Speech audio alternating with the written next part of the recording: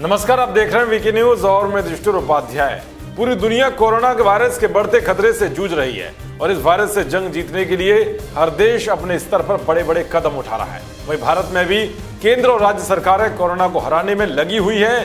Corona virus के बढ़ते प्रकोप को देखते हुए पीएम मोदी ने पूरे देश को 21 दिनों के लिए लॉकडाउन कर दिया है, मगर फिर भी कुछ लोग कानून को ताक पर रखकर इस आदेश को नजरअंदाज कर रहे हैं। ये वही लोग हैं जो संविधान को हाथ में लेकर लोकतंत्र को बचाने का ढोंग करते हैं। कोई मदरसों में बच्चों को इस्लामी तालीम देने में लगा हुआ है, तो कोई मस्जिदों में नमाज अदा करने में लगा हुआ है, तो कोई कह रहा है कि कोरोना हमारा कुछ भी नहीं बिगाड़ेगा क्योंकि कोरोना कुरान से ही निकला है।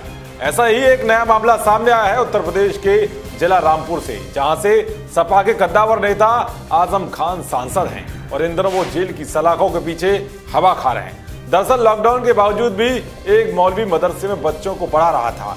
इसकी भनक जब रामपुर जिला प्रशासन को पड़ी तो उसने तुरंत कार्रवाई करते हुए मदरसा संचालक को हिरासत में ले लिया। यह मामला है टांडा क्षेत्र के गांव लांबा खेड़ा का, जहां लॉकडाउन के बाद भी मदरसा को बंद नहीं किया गया था। इतना ही नहीं, मदरसों में करीब 100 बच्चों को पढ़ाया जा रहा था। इसकी जानकारी जैसे ही जिलाधिकारी आंजनेय कुमार सिंह को हुई तो उन्होंने तत्काल संबंधित विभाग को जांच के आदेश दे दिए। जांच में शिकायत सही पाए जाने पर डीएम ने मदरसा संचालक के खिलाफ एफआईआर दर्ज करने के आदेश दे दिए।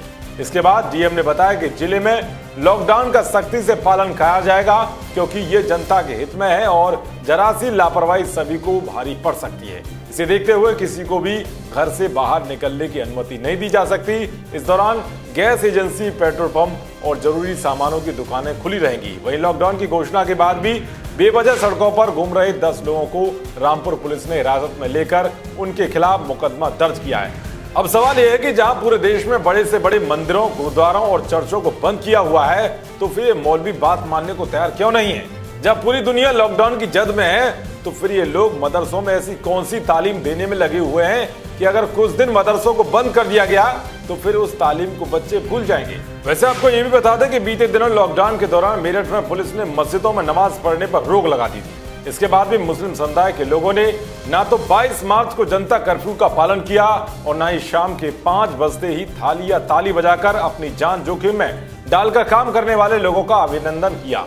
जाहिलियत की हद तो तब पार हो गई जब सैकड़ों की संख्या में मुस्लिम समुदाय के लोगों ने सड़कों पर उतरकर पुलिस प्रशासन की अपील का विरोध किया। घंटों समझाने के बाद भी ये लोग नहीं माने।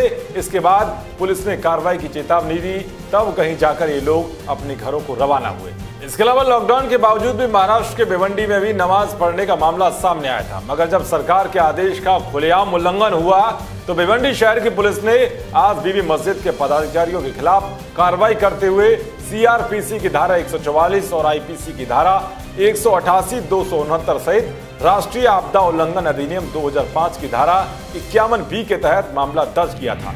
और सवाल यह है कि जब भीड़ भाड़ वाले इलाकों में कोरोना वायरस का खतरा बढ़ने की बातें सामने आ रही हैं, तो फिर ये लोग सुधरने के लिए तैयार क्यों नहीं है? क्या ये लोग कोरोना प्रूफ है कि इन्हें कोरोना की बीमारी नहीं होगी? इसलिए आप सभी से हम लगातार गुजारिश कर रहे हैं कि आप अपने घरों में ही रहिए, अपनी और अपनों की जान से खिलवाड़ ना करें। देखते रहिए वीके न्यूज।